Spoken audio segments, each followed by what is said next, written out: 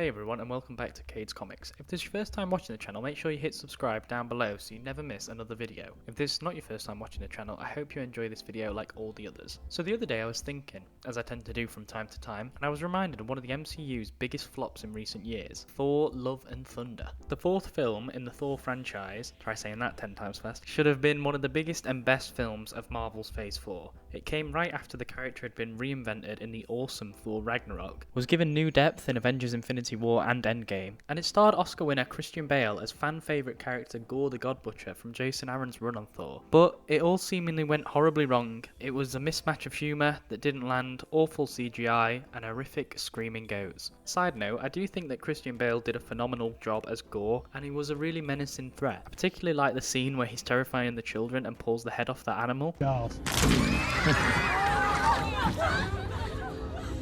you liked it a second ago. I think the failure of the film lies solely in the writing and directing. What fans got was a film with no substance, a film by all accounts that seemed to throw everything at the wall just to see what stuck. And you know what did? Nothing. Throughout the under 2 hour runtime, Thor leaves the Guardians of the Galaxy that we saw him join at the end of Endgame, loses all the weight he gained in Infinity War, reinventing himself both physically and mentally, sets out to find himself, Jane Foster is introduced as the mighty Thor, Gorr is introduced, and so much more happens. Another side note, can we just talk about how Valkyrie opens a Thanos-themed Infinity Gauntlet ice cream parlour? Opening a dessert shop themed on one of the most horrific atrocities in recent years. What? I think what makes the God Butcher comic run so great is its simplicity. Gorr is just a maniac, hell-bent on killing gods for letting his family die. He's sadistic, violent, and a true embodiment of evil. While we get glimpses of that in Taika Waititi's Love and Thunder, the character is ultimately reduced to a kidnapper who is defeated by the very children he imprisoned. So in this video, I wanted to look at what the film could have been and give you my ideas and my thoughts. Just to give myself some closure, but also in case any Marvel writers might be watching, you know? To start off, I just want to delve deep into the God Butcher run, so be aware that this video contains spoilers for that, as well as obviously for Thor Love and Thunder. The God Butcher story follows Gorr as he attempts to kill all gods in the universe for failing him and his family. He initially encounters Thor in 839 AD, where he is surprised by Thor's arrogance as a young god.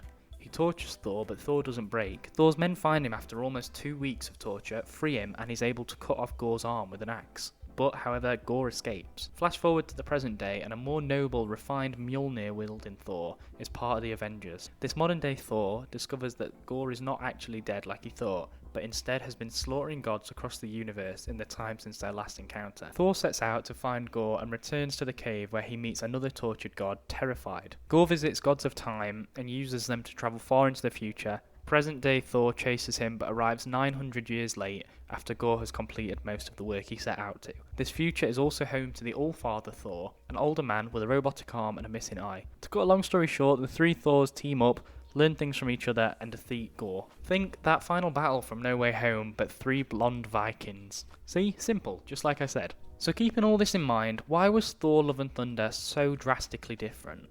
Well, I can't answer that as I don't know what was going on behind the scenes, but I can definitely tell you what I'd change about the finished product. First off, the title.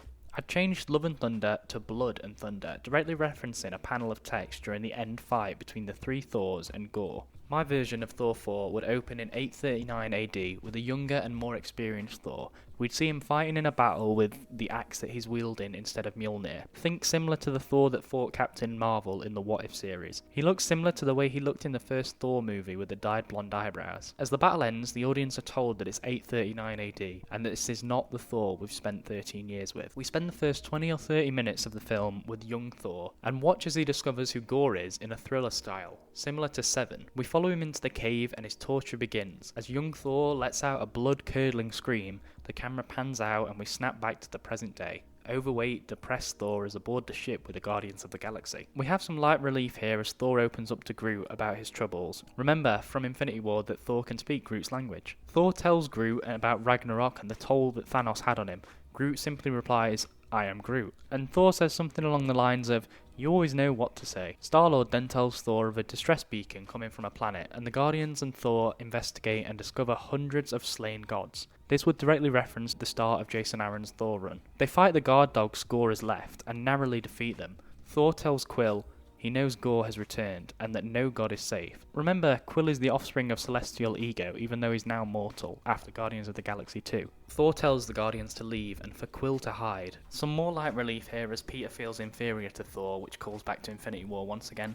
But Thor ultimately tells Peter this is his fight alone and leaves the Guardians to go in search of Gorr the God Butcher. Thor returns to Earth, meets Valkyrie and sees the good things she's done as King of Asgard. Absolutely no Infinity Gauntlet themed ice cream parlours. Thor is proud of this but ultimately saddened by his failure to lead Asgard's people. He struggles with thoughts of finding Gorr and allowing himself to die by his hand in order to enter Valhalla. Valkyrie, Thor and Korg all leave New Asgard in search of Gorr's cave. Here the team finds Shadrach, the tortured god, and Shadrach tells Thor that awful things are coming. There'll be some more light relief here between Korg and Shadrach. Thor asks where Gorr is, and Shadrach tells him about the plan to visit the gods of time and use them to travel forwards in time. Thor tells Korg and Valkyrie to leave and return to New Asgard. Just like with Peter Quill, he doesn't want any of the other gods to die because of him. Valkyrie returns to New Asgard, but Korg defies Thor and joins him. The three of them use Stormbreaker to summon the Bifrost and visit the Library of the Gods. Thor, Korg and Shadrach all visit the library and learn the location of the time pool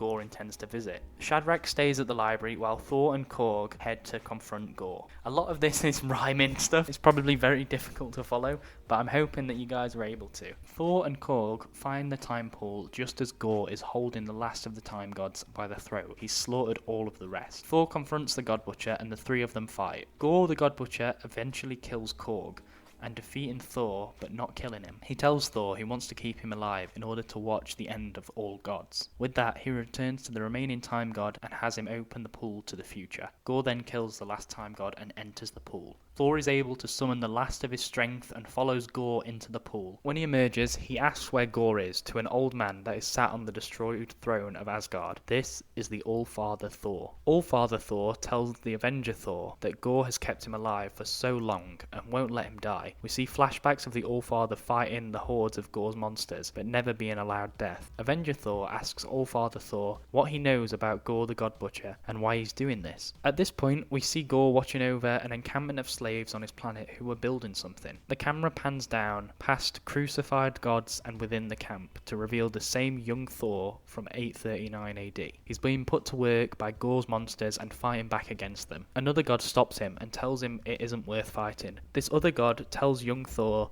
that the God Butcher crucifies any other gods that step out of line while they're still alive in order to send a message to those thinking of escaping or fighting back. Young Thor explains how he came to be here. He was rescued by his men and able to cut off Gorr's arm, thinking he had beaten him, before being pulled into the darkness and emerging here with no other memory. Young Thor tells the other slaves that Gorr isn't invincible and that they can beat him. All-Father Thor and Avenger Thor realise if they work together they can get a ship and sail to Gorr's planet to rescue the trapped gods. They do just that and after a long battle are able to make it. Meanwhile, on Gorr's planet, young Thor is able to band together with other gods and form a rebellion. He and the other gods fight against Gorr's monsters and Thor is able to harness the power of thunder once again to get himself over to Gorr. He meets Gorr in front of the structure they're building and Gorr explains why all gods must die. We see Gorr's backstory and he explains that his family died and how he was thrown out by his own people for daring to question the gods. This makes Gorr somewhat of an understandable character even if he is evil incarnate. Then we cut back to Shadrach at the library, and the librarian asks him how he survived Gorr's torture. Shadrach tells the librarian that he made a plan for Gorr, and reveals that he is the god of bombs.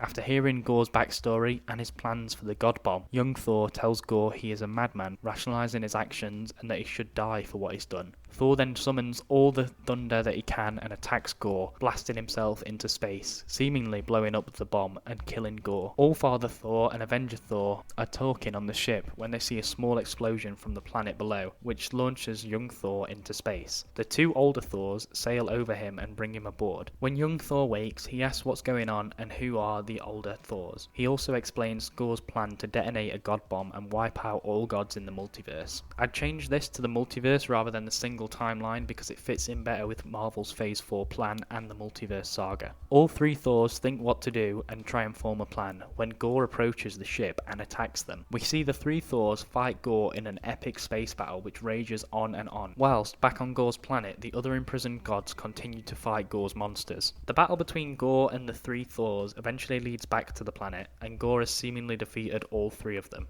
He holds Avenger Thor by the throat and tells him all he needs is one drop of blood to activate the God Bomb, but why not be sure, and slices Thor's throat open. Avenger Thor sees visions of Korg dying, Jane Foster leaving, Loki and Odin dying, and kicks into full gear, just like in Ragnarok. Thor holds his throat and summons all the lightning he can. He says something awesome to Gorr and begins to kick his ass. Eventually the three Thors defeat Gorr and the day is saved. Young Thor goes back to his own time with a new understanding of who he's destined to become. All-Father Thor learns that he hasn't failed Asgard and takes in all the imprisoned gods. And Avenger Thor goes back to 2023, learning that he is good enough. The film ends with Avenger Thor setting out on a training regime to lose all the weight and get back out there to save the world. Then, post-credit scene, we see Jane Foster sat in a hospital ward being treated for cancer. She leaves the ward and visits the site of Thor's destroyed Mjolnir. As the film ends, Mjolnir sparks and reforms. A title comes on screen: Jane Foster will return in the mighty Thor. This could either be Thor 5 or a standalone film for her. And that's it. That's what I think Thor 4 could have been and should have been. No child kidnapping, no awful CG, but a great story of Thor finding himself and literally fighting alongside himself to defeat evil. Let me know what you thought of the story and this type of video in the comments below. If you enjoyed it, please leave a like and consider subscribing. Thanks everyone. I'll speak to you later. Bye guys. Bye.